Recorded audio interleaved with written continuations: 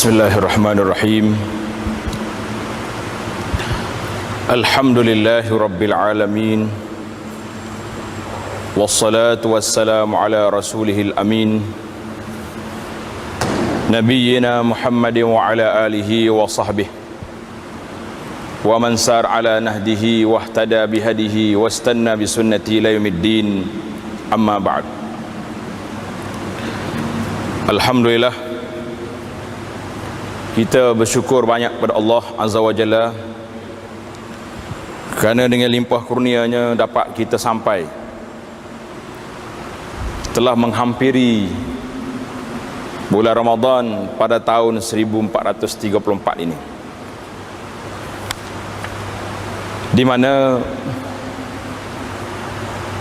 sebagaimana tersebut dalam hadis yang diriwayatkan oleh Imam Abu Hurairah radhiyallahu taala anhu,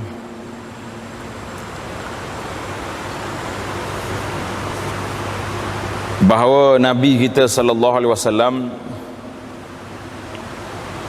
telah menyebut apabila datangnya Ramadan, atakum Ramadan,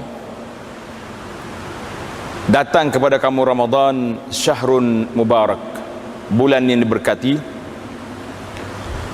Faradallahu azza wa jalla alaikum siyamahu, Allah telah fardukan ke atas kamu berpuasa pada bulan Ramadan.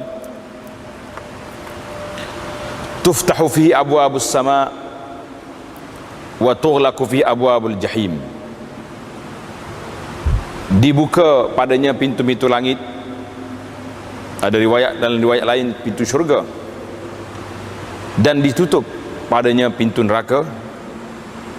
Wa tughallu fihi maradatus syayatin, diikat syaitan-syaitan yang nakal. Lillahi fihi lailatun khairum min alfi syahr, Allah SWT anugerahkan pada kamu pada bulan Ramadan malam yang lebih baik daripada 1000 bulan. Man hurima khairaha faqad hurim, siapa yang terhalang daripada mendapat kebaikan pada bulan Ramadan ini, khususnya pada malam Lailatul Qadar, maka orang itu telah diharamkan, dinafikan atau diketepikan daripada kebaikan. Hadis ini diriwayat oleh Imam An-Nasa'i dan disebut dalam Sahih Sunan An-Nasa'i. Muslimin dan muslimat, para jemaah sekalian,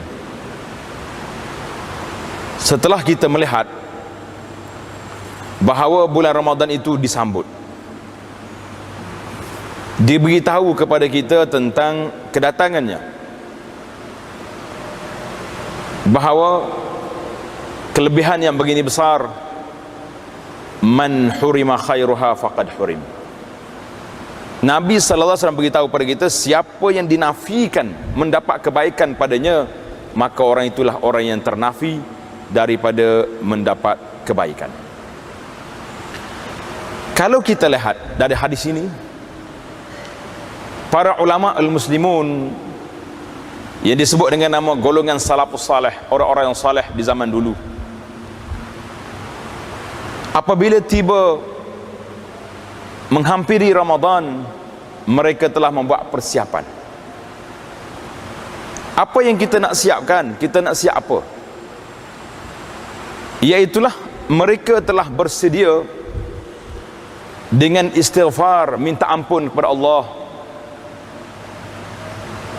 Wa qul istaghfiru rabbakum innahu kana ghaffara, hendaklah kamu minta ampun pada Tuhan kamu, kerana Tuhan itu Maha Pengampun.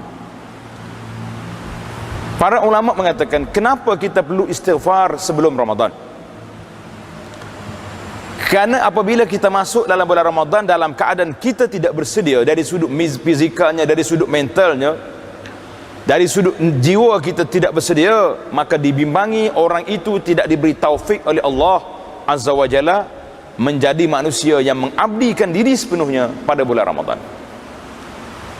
Hurima minat taufik, bila Allah Ta'ala halang kita daripada dapat taufik, bermakna kita termasuk dalam hadis yang disebut tadi, man hurima khairuha, siapa yang terhalang daripada mendapat kebaikan, maka orang itulah orang yang rugi. Fa illa mahrum, orang yang terhalang daripada limpah kurnia rahmat Allah Azza wa Jalla. Kita cuba muhasabah diri kita. Berapa Ramadan telah berlalu dalam hidup kita ni? Berapa Ramadan? Kita andaikanlah hidup sudah 50 tahun, sudah 60, sudah 70 tahun. Berapa banyak Ramadan telah kita lalui, dan bagaimana perasaan kita, bagaimana setiap kali Ramadan itu masuk, berbeza-beza keadaan kita.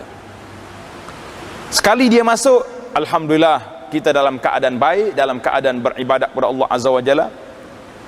Sekali Ramadan datang, dalam keadaan kita leka, lara, lalai, banyak kerja. Allahu Akbar, Ramadan tahun ni saya cukup frust, tak puas hati, banyak halangan. Itu kita sendiri yang boleh buat penilaian, kita sendiri yang boleh menilai, meneliti. Kita kata kepada kita, bagaimana Ramadan yang lepas itu, apabila kita tidak mendapat keampunan, tidak mendapat taufik daripada Allah Azza wa Jalla untuk beribadat, lebih-lebih lagi berqiyam pada malam Lailatul Qadar. Maka para jemaah sekalian, di sinilah para ulama mengatakan, kita boleh mengucap tahniah kepada saudara-saudara kita yang telah sampai kepada Ramadan, tapi ucapan tahniah itu mengandungi tazkir. Alhamdulillah, kita boleh hantar SMS, tulis apa-apa yang ada zaman moden hari ini. Alhamdulillah, kita telah sampai ke Ramadan. Bagaimana agenda mengisi Ramadan tahun ini? Sebut. Kalau setakat sampai saja tapi tidak mendapat manfaat daripada Ramadan, kita rugi. Sangat kerugian, kerana Ramadan ini dikhususkan kepada kita satu bulan, satu masa yang begitu besar di sisi Allah Azza wa Jalla, sebagaimana dalam hadis yang telah kita baca, iaitulah pada Ramadan itu disebut dengan nama pintu khas. Untuk orang yang berpuasa saja, dia ada tempat khas yang disebut dengan nama Babur Rayyan.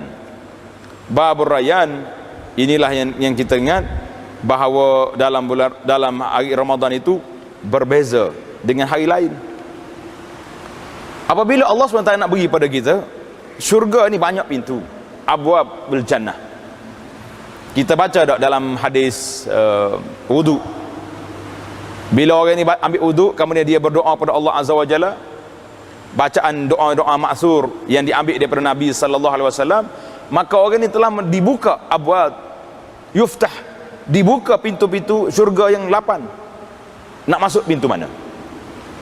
Sama juga bila mari bulan Ramadan, Nabi sallallahu alaihi wasallam sebut dalam hadis, inna fil jannati baban, ada dalam syurga itu bab, yuqalu lahu Rayyan. Pintu syurga ni nama dia Ar-Rayyan, yakni pintu orang kehausan. Pintu orang yang haus, tak boleh minum air di bulan Ramadan. Yadkhulu minhu as-saimun yaumal qiyamah. Pintu ini khas untuk orang yang berpuasa Ramadan pada hari kiamat, akan dipanggil. La yadkhulu minhu ahadun ghairuhum, tak boleh masuk ke dalamnya lain daripada mereka. Pintu tu habis, kami yang solat pintu lain pula, puasa zakat pintu lain, sedekah, alhamdulillah. Yuqalu aina as-saimun, para malaikat bertanya, aina as-saimun, di mana orang berpuasa? Fayaqumun, maka orang berpuasa bangun, bergegas menuju ke pintu Rayyan. La yadkhulu minhu ahadun ghairuhum, tidak ada seorang pun lain daripada mereka masuk ke dalam pintu ini. Fa idza dakhalu ughliq, bila dia masuk ditutup pintu.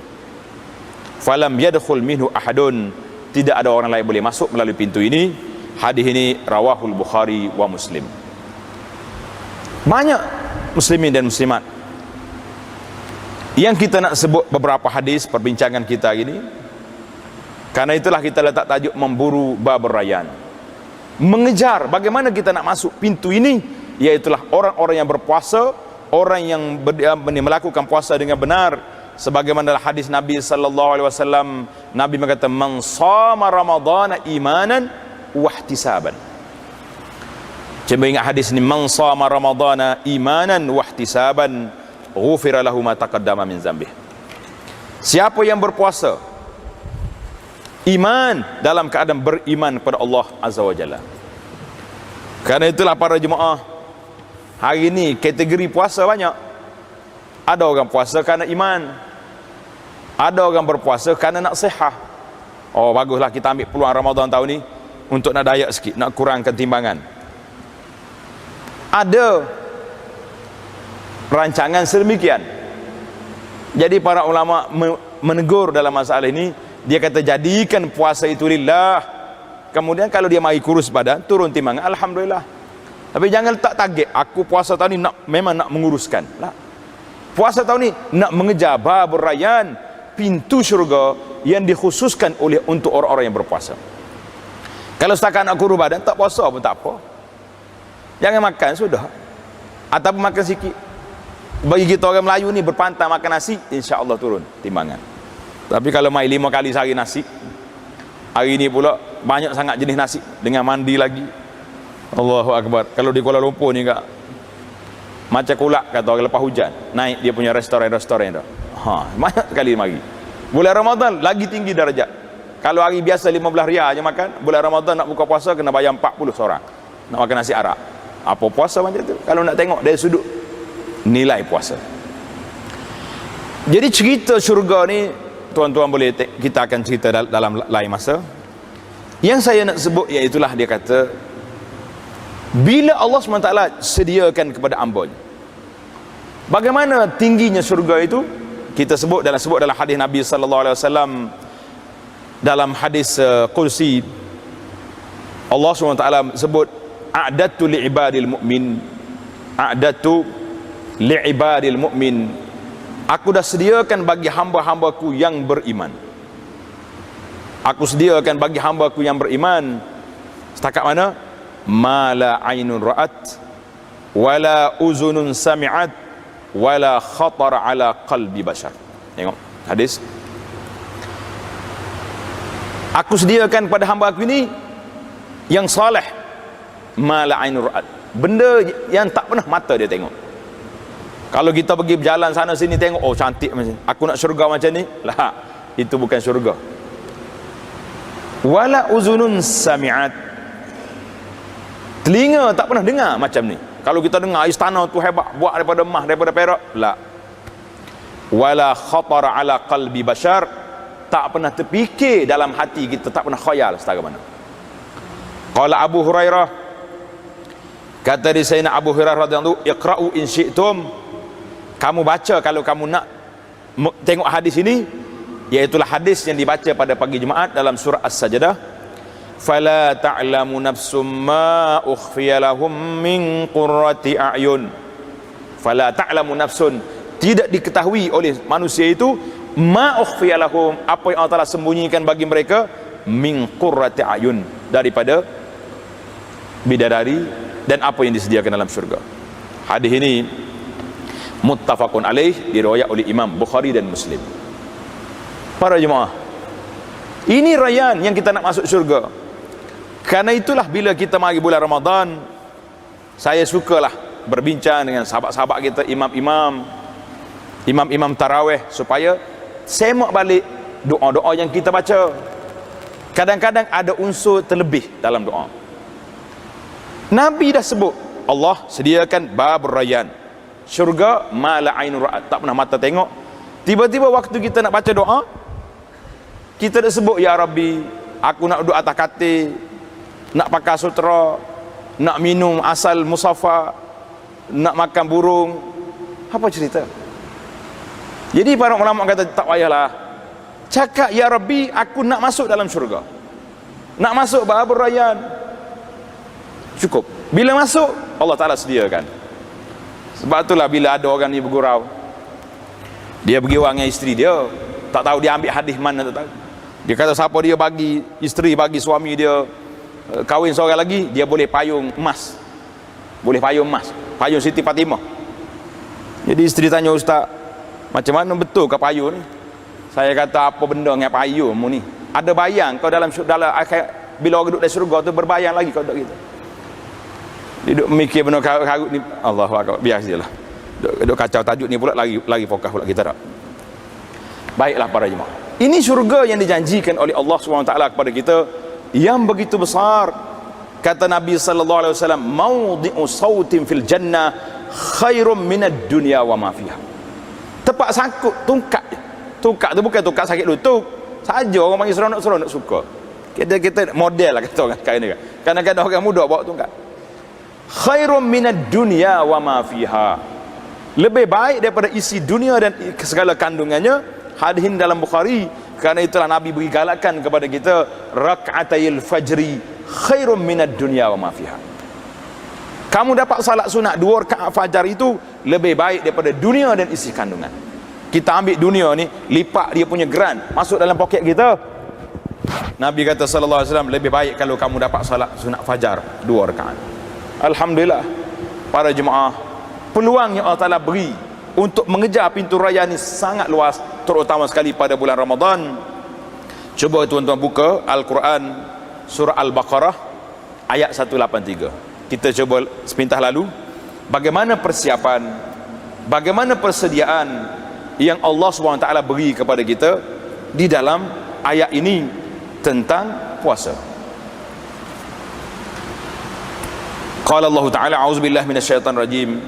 Ya ayyuhalladzina amanu kutiba alaikumus shiyam kama kutiba alal ladzina min qablikum la'allakum tattaqun ayyaman ma'dudat faman kana minkum maridan aw ala safarin fa'iddatum min ayyamin ukhar وعلى الذين يطيقونه فدية طعام مسكين وعلى الذين يطيقونه فدية طعام مسكين فمن تطوع خيرا فهو خير له وأن تصوموا خير لكم إن كنتم تعلمون.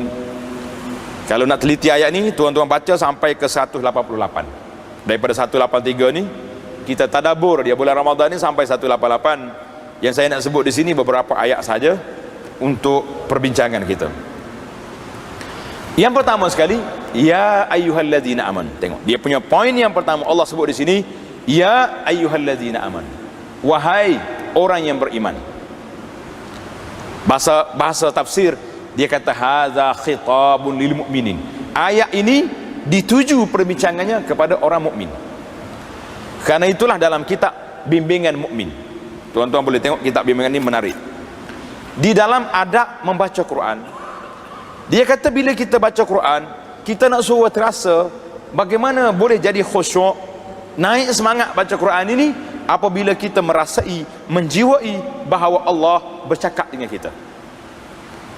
Ya ayyuhalladzina amanu. Hei, wahai orang yang beriman.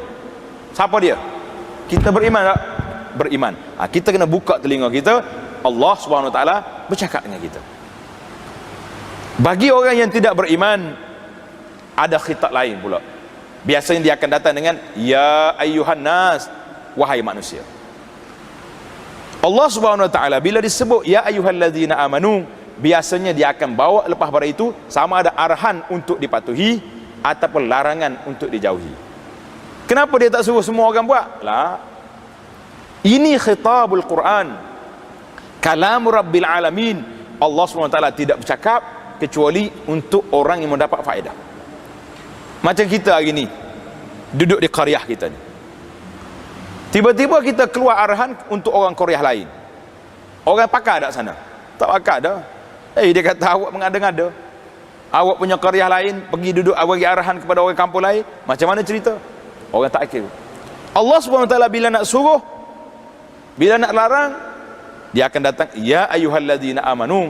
Ini hukum bawa kepada kita. Biasanya ya ayyuhan nas ni dipanggil al-ahdul makki untuk zaman Mekah dan juga untuk manusia umumnya, mengajak manusia supaya mengabdikan diri kepada Allah, supaya mentauhidkan pada Allah. Ya ayyuhalladzina amanu kutiba alaikumus shiyam. Difardukan ke atas kamu puasa.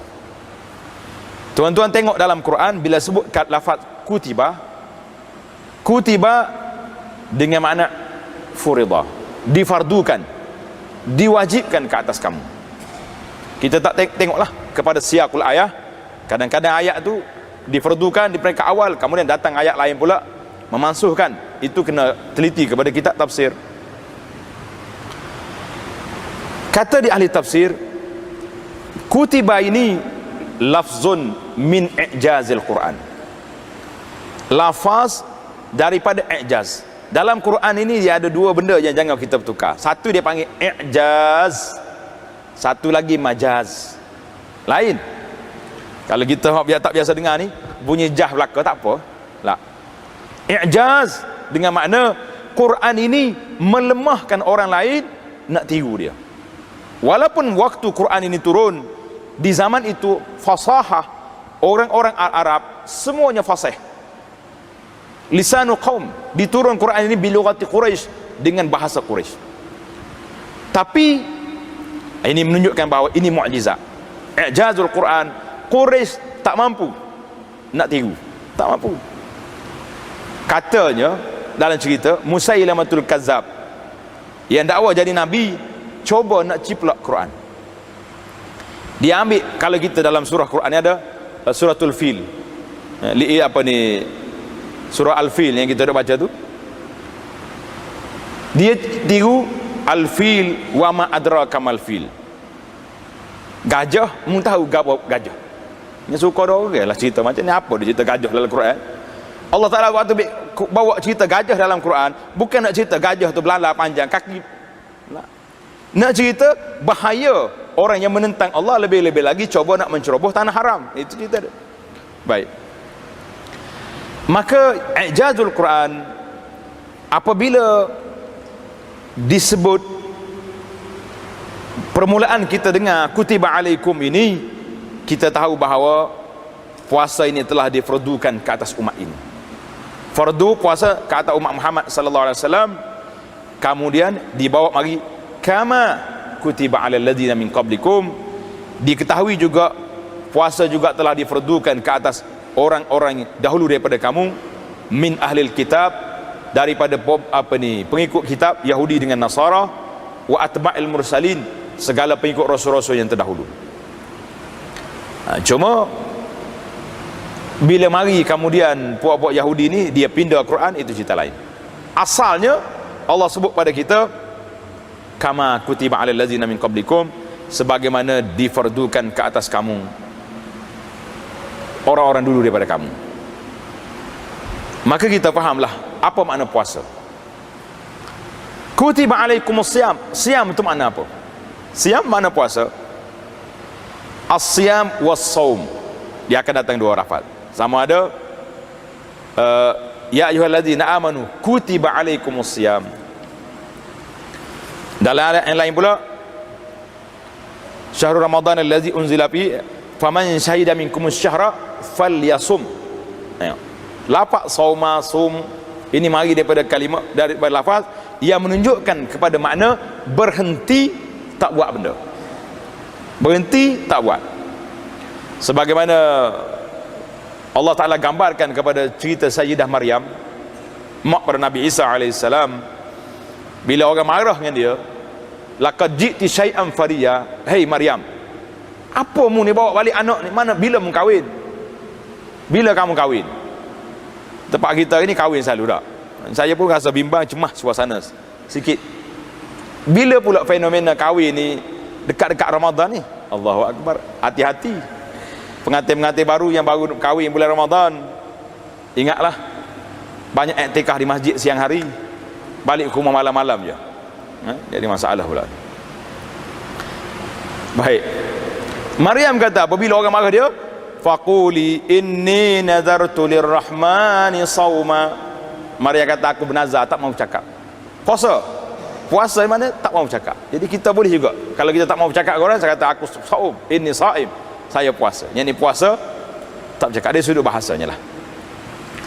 Jadi puasa itu maksudnya bila kita kata kita puasa, saum, kita tidak makan, tidak minum, tidak melakukan perkara-perkara yang boleh membatalkan puasa.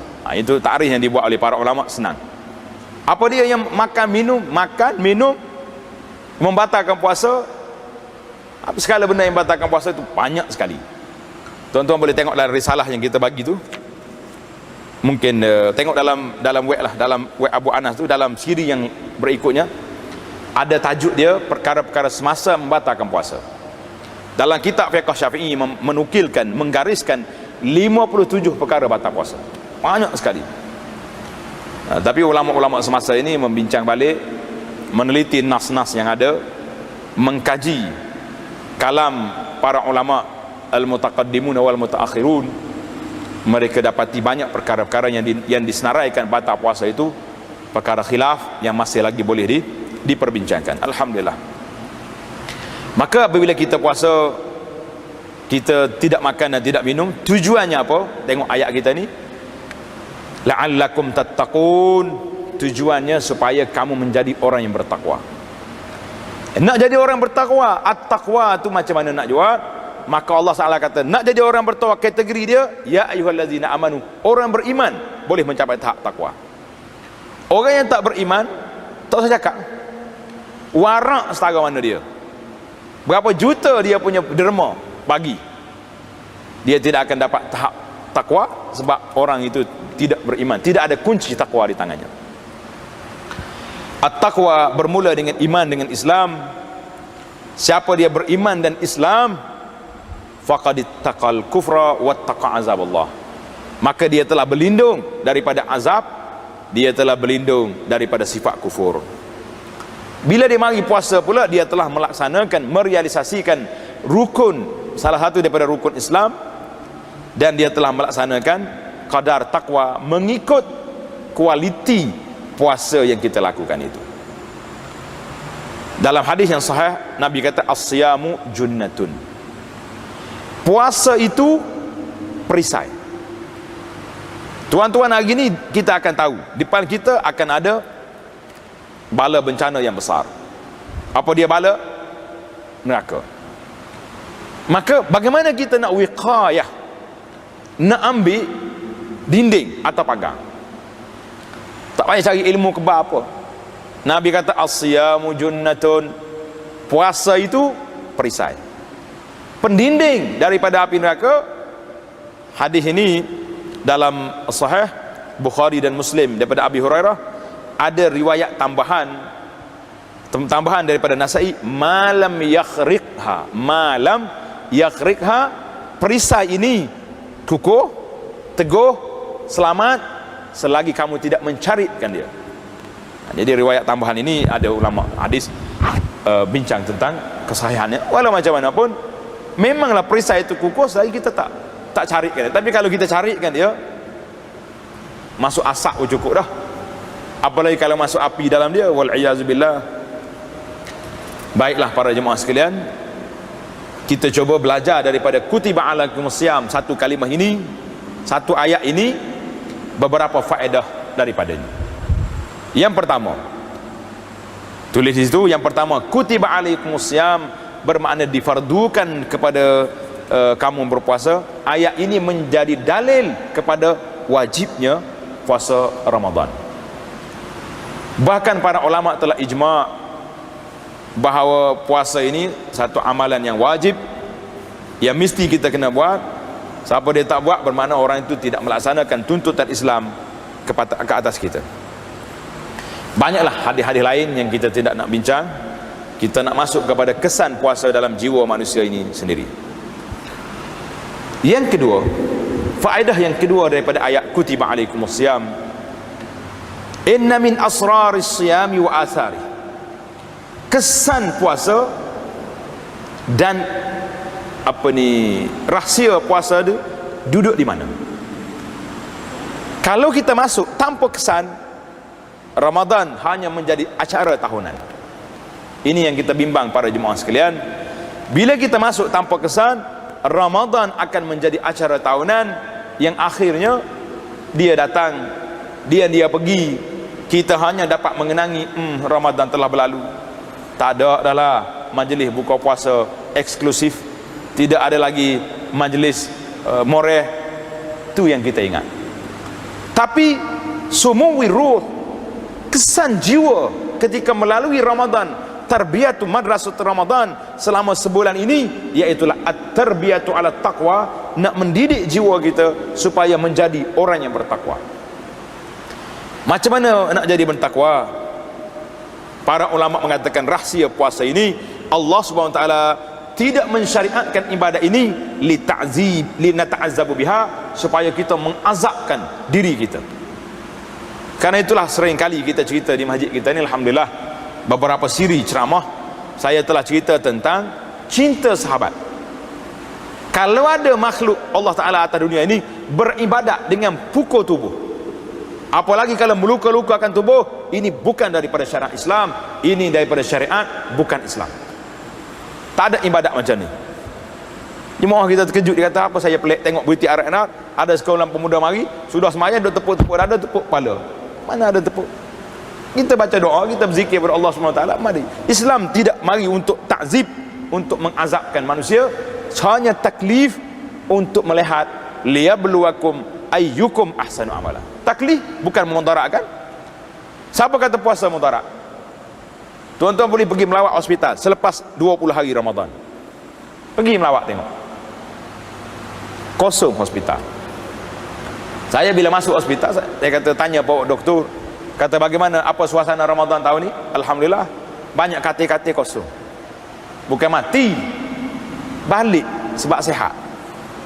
Walaupun hadis sumu tasihu itu dhaif, sebagaimana disebut oleh para ulama, tapi dari sudut pengamalannya memang menunjukkan kepada kita bahawa Ramadan ni bukan bulan mati, bulan sihat. Sihat. Tidak ada ta'zib. Siapa dia mencipta ibadat, mengtakzib, menyeksa diri, la, laisa minas syariah, ini minas syaitan, laisa minallah. Maka bagaimana kita nak naik taraf, menaik taraf tarbiyah ala taqwa ini? Maka Allah Ta'ala beri kepada kita Ramadan, nak mengekang nafsu daripada perkara-perkara yang kita sangat gemar. Nafsu syahwat. Pada bahasa Arab tak ada nafsu syahwat, dipanggil nafsu. Tapi kita tambah syahwat ni, bila sebut syahwat, kita pun teringat banyak benda syahwat. Semangat lalu kalau ada syahwat, nak makan pun nak syahwat. Maka bila kita tengok dalam puasa, at-tarbiyatu ala muraqabatillah, mendidik jiwa Allah Ta'ala, tengok pada kita. Kalau harap ke manusia, setakat jabat agama nak jaga orang puasa, mampu ke dia? Tak mampu. Kita jangan masuk tengah hari orang bau, kita buat siasat pada waktu malam, tengah hari ambil makan dia. Anak pun tak tahu makan dalam bilik senyap, siapa boleh tahu? Lah, kita tak buat sebab apa? Muraqabatillah. Allah Ta'ala kawal kita dengan keimanan yang ada dalam jiwa, menyebabkan manusia ini duduk di bawah pemerhatian Allah, dan dia tidak sekali-kali tidak akan melanggar apa yang diperintah oleh Allah Azza wa Jalla. Allahu Akbar. Karena itulah saya sure sangat, para jemaah tengok sama ada Minhajul Qasidin, jalan menuju kepada Allah, ataupun kitab bimbingan mukminin yang menceritakan kepada kita tentang rahsia puasa. Saya nak bahasa Ihya Ulumuddin mungkin terlalu tinggi. Tak ada kitab ustaz. Nak macam mana? Buka je dalam web saya, Abu Anas tu, cari di situ tentang rahsia puasa. Alhamdulillah, kita bantu banyak orang, banyak umat Islam ni. Tujuannya supaya ada makna Ramadan tahun ni berbeza dengan Ramadan yang lain-lain. Jadi Allah Ta'ala nak didik kita, nak tarbiyah kita supaya berbeza, kita nak menyalahi syahwat nafsu yang sangat ingin kepada makan, ingin kepada segala perkara keseronokan, maka kamu berhenti sekejap. Kenapa berhenti? Nak belajar dengan para malaikat yang tak makan, tak minum, tak kahwin. Kita pun buat juga macam ni. Bila mari 10 akhir, dianjurkan supaya beriktikaf di Ramadan, di masjid. Cari di masjid kita ni anjur iktikaf. Alhamdulillah, kita duduk di masjid 10 hari bersama dengan Allah Azza wa Jalla, dengan baca Quran, dengan berzikir, dengan duduk sini. Inqita'anid dunia, potong dunia sekejap. Tapi payah juga, macam-macam alasan lagi lah. Tak sempat duduk. Macam hak boleh duduk, duduk. Yang tak boleh duduk, tangguh tahun depan. Hidup, kita duduk. Kalau sudah pergi innalillah, buat macam mana? Sampai masa dah. La ilaha illallah. Kita menahan diri daripada tak makan tak minum yang halal ini, tujuannya supaya kita sedar bahawa aku meninggalkan makan minum yang halal semata-mata untuk mengekang nafsu jiwa kita daripada terjebak kepada benda yang haram. Kef mu tak makan yang halal tapi bercakap hal orang boleh? Bagaimana tak makan yang halal tapi pergi makan yang haram pula? Sudah puasa pergi ambil riba pula, pergi ambil rasuah bulan Ramadan. Hebat sekali. Ini semua cerita. Faedah yang ketiga daripada ayat kutiba alaikumusiyam, sesiapa yang memerhatikan surah Al-Baqarah. Tuan-tuan ambil surah Baqarah ni, alhamdulillah dengan mari Ramadan ini kita ada peluang untuk Quran banyak. Biasa pagi lepas subuh nak baca Quran tak sempat, nak pergi cari nasi belauk dulu kan. Waktu rehat pejabat pukul 1 hingga pukul 2 tak sempat, nak kerja cari makan. Inilah waktu kita baca Quran. 1 hingga 2 berhenti pejabat, masuk dalam surau masjid atau pergi masjid yang berdekatan, tadarus, murajaah Quran, ganti makan. Masa sudah ada, makan ambil waktu. Kadang-kadang kita makan, tambah kalau makan hot jenis jamu yang besar-besar, hak mari tukar pinggan 4-5 kali di hotel tu. Allah, kalau tak duduk 1 jam, 2 jam tak cukup. Bayar 120 nak duduk 10 minit. Apa benda? Ini kes nasi bungkus tak apa 10 minit dah. Masa kita ada. Siapa yang memerhatikan surah Al-Baqarah, tak panjang surah Al-Baqarah 2 juzuk lebih ya. Kita akan dapati siyaqun tawil. Panjang sekali perbincangan Allah Ta'ala sebut tentang jadalil Yahud, kerah kepala, kerah pedang buat-buat Yahudi duduk menentang Islam, dan bagaimana perancangan jahat mereka, bagaimana kerah kepala mereka, wa qatlihimul anbiya, mereka juga telah membunuh para nabi alaihi wassalatu wassalam, dan banyak sekali. Maka bila tengah-tengah cerita Yahudi begini, Nabi kita sampai di Madinah pada tahun yang kedua, turun ayat Quran ini, mari surah ini, ya ayyuhalladzina amanu kutiba alaikumusiyam. Subhanallah. Untuk apa? Apakah rahsia? Tanda. Apakah rahsia? Kemari surah Siam ini di tengah-tengah perbincangan tentang berlawan dengan Yahudi. Jawabnya, rahsianya, sedangkan orang-orang muslimin tidak begitu irtiah, tidak begitu murtah ataupun jinak dengan orang-orang yang dulu daripada mereka, kerana banyak kerana-kerana yang kita buat. Maka Allah nak ajar kepada kita. Ajar dengan apa? Dalam sebagaimana disebut dalam ayat lain, iaitulah nak mendidik orang Islam supaya bersikap adil. Walaupun dengan orang bukan Islam, Allah sebut dalam Quran, wala yajrimannakum syana'anu qaumin ala alla ta'dilu i'dilu huwa aqrabu littaqwa. Tuhan kata bersikap adil walaupun dengan musuh kita bersikap adil. Dia buat jahat pada kita, itu cerita lain. Ini yang keempat. Kita berhenti azan dulu. Sila.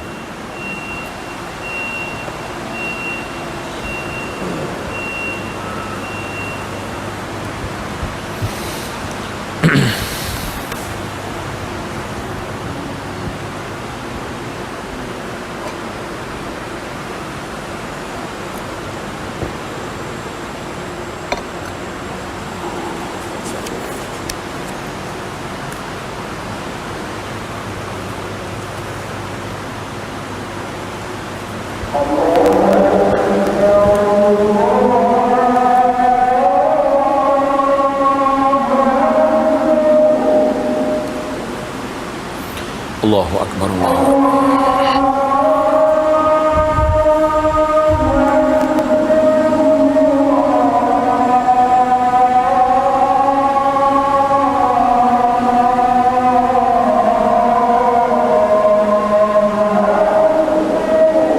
Allahu Akbar, Allahu Akbar.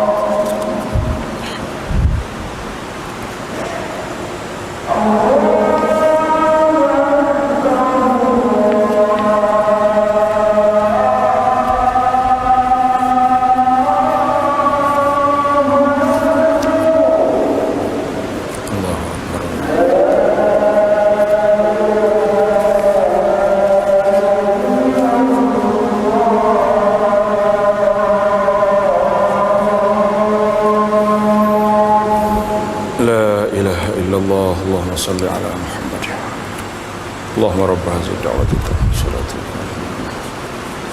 رضيت بالله ربا.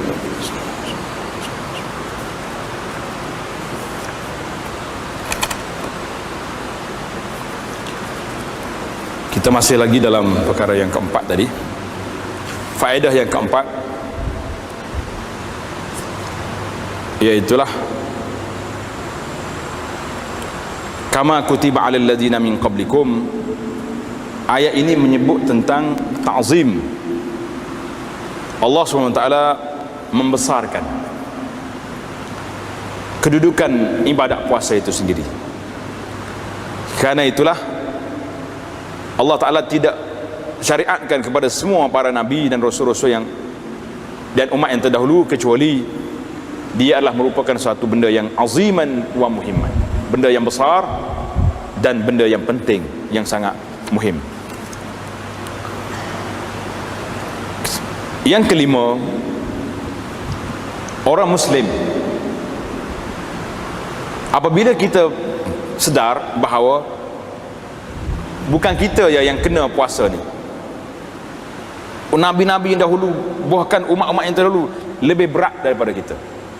Berat orang dulu puasa sampai berapa jam dia puasa? 23 jam.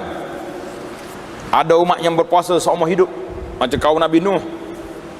Jadi kita terasa kita ni setakat maghrib, subuh dengan maghrib, bahawa kita terasa taklah berat sangat bagi kita. Kita terasa orang lain kena juga. Faedah yang keenam, puasa syar'i yang ma'ruf yang kita belajar ini, asalnya kutiba alaikumusiyam ni, sebelum daripada itu disyariatkan puasa tanpa tempat. Kemudian termasuk hari Ashura. Bila mari ayat Quran ini, la faman syahida minkum syahra falyasum, khusus kepada Ramadan saja, tidak mengikut syariat yang lain. Faedah yang ketujuh, at-tadarruj fit tasyri'. Apa makna tadarruj? Peringkat-peringkat. Biasanya dalam bab ibadat ini dia mari berat dulu, kemudian dikurangkan dalam bab ibadat. Tapi dalam bab larangan ringan, lagi berat, lagi berat. Cuba perhati, ini rahmat.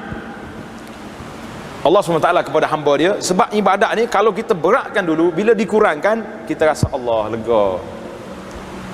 Tapi nak larang berat dulu, tak, ringan dulu. Macam isu larangan arak. Mula-mula dia kata apa? Boleh minum arak, ada manfaatnya, ada mudarat.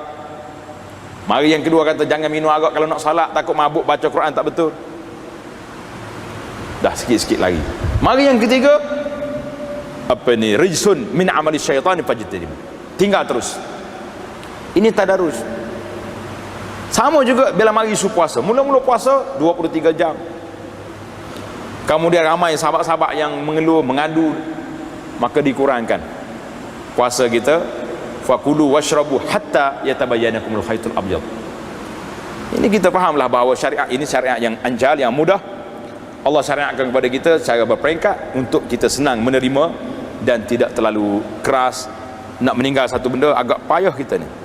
Maka ayat ini juga kalau kita boleh ambil waqfah di sini, Nabi sallallahu alaihi wasallam mengajar kepada kita, para pendakwah, imam-imam, ahli yang tak kuasa masjid, mengambil pendekatan yang lebih lunak dengan orang-orang di qaryah kita. Lunak.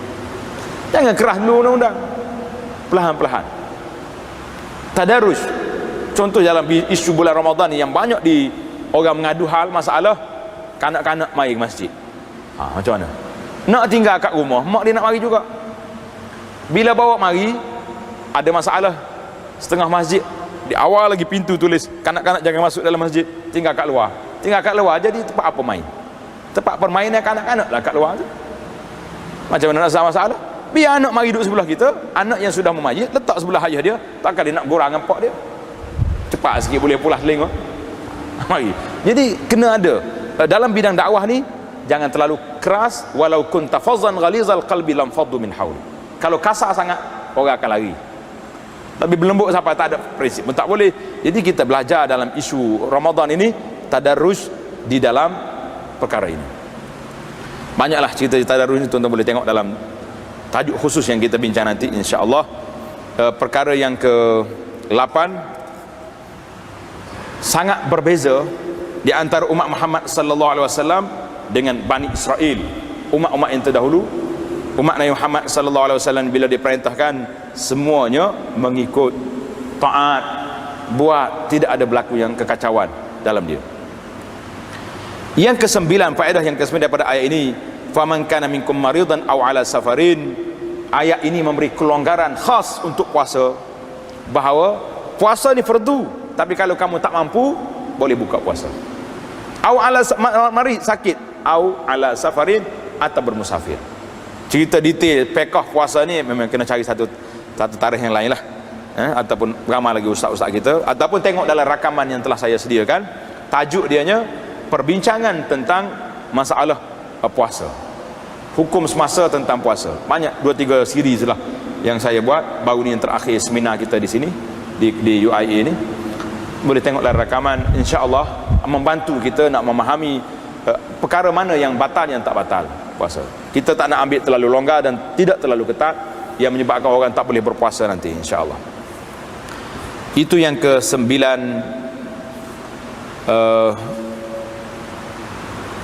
Yang ke-10, fa'iddatun min ayamin ukhar.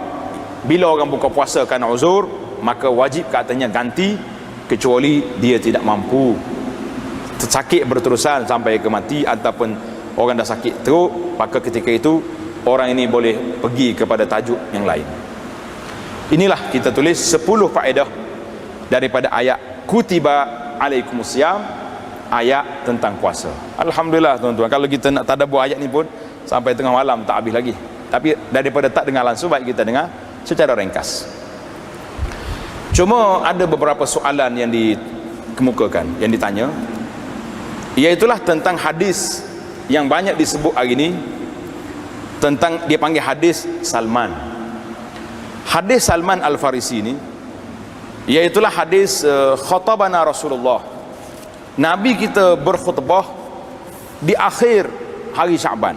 Ini mungkin kita akan dengar banyak khutbah-khutbah dalam TV ke, dalam radio ke, dalam kuliah-kuliah di masjid kita ke. Ustaz-ustaz kita baca doa hadis ni. Dia kata, ayuhan hai manusia, telah datang kepada kamu bulan yang besar yang diberkati, pada malamnya satu malam lebih pada 1000 bulan. Ini jelaslah dalam hadis yang sahih telah kita baca tadi. Syahrun ja'alallahu siyamahu faridah wa qiyamul lailihi tatawwa'an faman man taqarraba bi khaslatin minal khair kaman adda faridatan mimma siwa. Siapa dia buat benda sunat dalam bulan Ramadan ini seperti fardu pada waktu lain. Siapa dia buat fardu Ramadan seperti 70 fardu lain daripadanya. Hadis ini, coba tanda di situ, hadis yang panjang ini, hadis Salman ini telah dinukilkan oleh para ulama, dikeluarkan oleh Ibnu Khuzaimah. Ibnu Khuzaimah kata, in sahhal khabar, kalau sahih hadis ini, maka telah dikritik oleh para ulama mengatakan hadis ini mungkar. Hadis ini mungkar. Jadi kita haraplah para pendakwah tidak menggunakan hadis ini memadai. Kita ambil hadis-hadis yang sahih. Man shama ramadhana imanan wa ihtisab, cukup. Hadis salat tarawih setiap malam juga tidak sahih, bahkan hadis palsu. Jangan dibawa. Memadai dengan kita buat hadis sahih. Nabi kata, man qama ramadhana imanan wa ihtisaban ghufira lahu ma taqaddama min dzambi. Cukup. Siapa dia berdiri malam Ramadan dalam keadaan beriman dan mengharapkan pahala, maka orang ini sudah dikira orang itu diampunkan dosanya. Jadi hadis ini dikeluarkan oleh Al-Hakim. Hadis tidak sahih. Su'ila Abu Hatim anhu. Abu Hatim ditanya, dia kata hadisun mungkar. Mana hadis ini mungkar. Jadi banyaklah tentang ilmu hadis. Hadis salat tarawih satu malam pun tak sah. Hadis tentang beribadat sunat dalam Ramadan macam perdu dan perdu macam 70 yang lain juga tidak sah. Mungkin yang terakhir yang kita boleh bincangkan iaitulah tentang ni sahabat-sahabat kita daripada jawatankuasa masjid tanya tentang hukum boleh ke tidak kita mengadakan tazkirah waktu tarawih. Jadi di sini dibincang oleh para ulama bahawa ada yang mengatakan boleh, ada yang mengatakan tak boleh, ada yang mengguna undang-undang larang. Apa yang kita nak kata di sini para jemaah, bahawa musim Ramadan satu musim yang baik. Orang pergi ke masjid ramai sebab syaitan sudah diikat pergi. Cuma bagaimana kita nak menangani masalah ini? Adakah boleh kita bercakap sepatah dua, memberi tazkirah peringatan kepada sahabat-sahabat yang datang? Jadi para ulama mengatakan boleh kita beri tazkirah, tapi dengan syarat pendek saja, jangan panjang. Kerana maksud asli, tujuan asal orang ke masjid nak salatul tarawih, nak salatul qiyam, salat qiyam. Cuma kita tak katalah tak boleh buat, tidak dibuat oleh para orang-orang yang hebat. Jadi ramai para ulama yang telah mengambil pendekatan beri tazkirah, sama ada selepas salat isya ataupun tengah tarawih ataupun selepas tarawih. Jadi bagi saya je lah, secara peribadi saya lebih menyokong, suka supaya kalau ada tazkirah kita habiskan tarawih baru kita beri tazkirah. Sebab orang yang datang zawil hajah, orang yang ada keperluan nak pergi cepat, boleh jadi anak dia nak pergi klinik ataupun ada keperluan. Manusia ni macam-macam ada, tapi nak pergi tarawih, baik akan timbul soalan, baik dia bagi orang dia salat setengah, lepas tu dia pergi lah. Dalam ketah kita dah bagi dalam hadis Nabi sallallahu alaihi wasallam, Nabi kata apa? Man qama amal imami hatta yansarif. Siapa dia bangun salat tarawih sekali dengan imam sampai sudah, jangan lari tengah jalan. Siapa dia lari, rugi orang ni. Kutiba lahu qiyamu lailatin, ditulis baginya pahala qiyamul lail. Jadi kalau kita salat setengah, kita lari, kita dah rugi, tak dapat pahala qiyamul lail penuh. Jadi kita salat juga, maka kita habiskan salat baru kita tazkirah. Dan kalau nak buat juga di tengah-tengah, hanya sekejap saja, 10 minit, itu pun kira dah lama. 5 minit, 7 minit. Kan ada sekarang ni buku-buku dia panggil kultur, kuliah 7 minit, ada. Jangan duduk panjang sangat. Oh, dia kata tak boleh kita nak perangkap orang. Perangkap orang, kalau orang dengar tidak dengan hati terbuka nak dengar, tak masuk dalam telinga. Dia gelisah ada. Oh, panjang pula dia ni. Kadang-kadang ustaz ni dia tak boleh jumpa minggu apa. Kita bagi dia 10 minit, dia tak 50. Habis macam mana agak-agak perasaan orang yang datang. Satu lagi, para pendakwah yang menggariskan bahawa boleh kita buat tazkirah di tengah tarawih ni dengan syarat. Dengan syarat orang itu memang nak dengar. Seboleh mungkin kita beritahu dulu, malam besok kita ada tazkirah. Jadi orang yang nak cepat, dia tak datang, dia pergi terus ke tempat lain. Dan jangan menganggap bahawa tazkirah ini termasuk salah satu daripada ibadat khusus bulan Ramadan. Tak. Kalau kita itu menambahkan ibadat, tak boleh. Kita kata peluang, orang dah mari ramai. Kalau kita tak bagi tazkirah waktu ini, tak mari. Boleh jawab tu. Taib, hari Jumaat dia datang, kenapa tak bagi tazkirah hari Jumaat? Dalam khutbah semuanya tazkirah. Itu dia panggil jauh berbeza, suasana berbeza. Oh ni Ramadan, malam orang bersedia untuk beribadat, bersedia untuk bertaubat kepada Allah Azza wa Jalla. Syarat lagi, jangan sampai peringkat orang rasa jemu. Jadi jangan panjang, pendek aja. Dan la yakunu yaumiyan, tidak berlaku hari-hari. Kita lepas 2-3 hari kita akan maklumkan. Malam besok 2 malam lagi ada tetamu datang, kita akan tazkirah. Beritahu pada pentazkirah tak lebih daripada 10 minit saja. Nak buat juga panjang boleh. Kita sudah tarawih, bismillah sampai pukul 12. Orang nak dengar, tafadhal. Orang nak balik, ada hak dia untuk balik kerana dia telah selesai dia punya tarawih. Masing-masing kita punya ada. Alhamdulillah, para jemaah sekalian, kita nak larang terus tak boleh. Sejarah telah menukilkan orang Mekah di zaman salaf bahawa mereka ni tambah, lepas tarawih 2 rakaat dia berhenti tawaf, lepas tu sambung tarawih balik.